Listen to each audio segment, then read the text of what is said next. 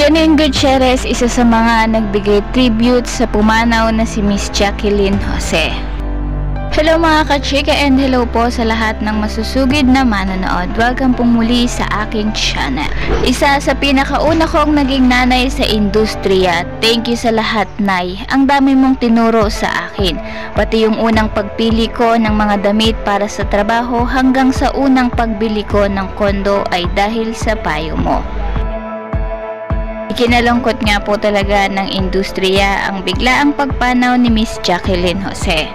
Nag-react naman ang anak niyang si Andy Eigelman sa tribute na ibinigay ni Miss Dimples Romana. Nagbigay rin ng madamdaming mensahe si Mr. Gardo Bersosa para kay Miss Jacqueline. Naging emotional rin si Alden Richards nang magbahagi nga siya ng larawan nilang dalawa ni Miss Jacqueline.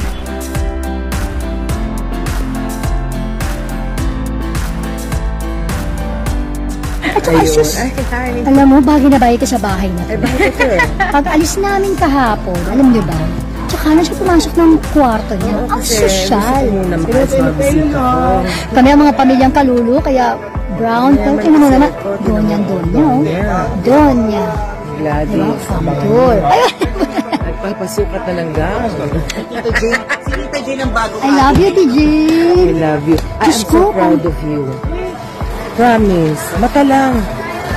Anong sinabi ka ng ito? Hindi, turo mo yan sa akin, alam mo yan. 2 oras po kami nag-usap, bago ang pelikulang ito. Hindi, nasa palisa. Sa isip at saka, ano yan? Ako natin makabahay. Alam mo, kaya ako sumaya dito sa pelikula kahit puro iyak. Kasi, at saka, si Jane, ano kaya? Amang... Mapit kayo, ha? Pero anong quote mo of the day? An apple a day keeps the dog. Dok mo ito. Ratay. At daan nyo yan. Totoo yan. At talagang personal si Ate Jane. Alam mo, namamaga ako. Dahil pagkain dito eh. Ay, magkapapanga ka ba? Mag-sample ka kapapanga? Oo, nano. Mahal kayo, ne. Dakala pa mga. Dakala pa naman kayo ni. Manyam. Kayo kayo ni King Pampanga. Ay, tinan mo, o diba? Kaya love na mga Kapampangan si Ate Jane. Marami na siyang movies na nagkapampangan siya. At alam mo, na-appreciate nila yun. Kapag kahit na hindi siya talagang pure-blooded, pero nakakapagkapampangan. Meke, diba? Tsaka, mengan ka kay apag marangle, di ba? Galing ka doon. Marangle, manyaman. Oo nga eh. Anong pinaka-favorite ng pagkain ng Kapampangan? Siyempre sisig. Tapos, lahat. Yung mga mustasa, buro. Di ba kumakain si Ate Jane nun? Palaka. Ayun nga. Ay, sa totoo lang tayo kung hindi nakain. Meron dyan.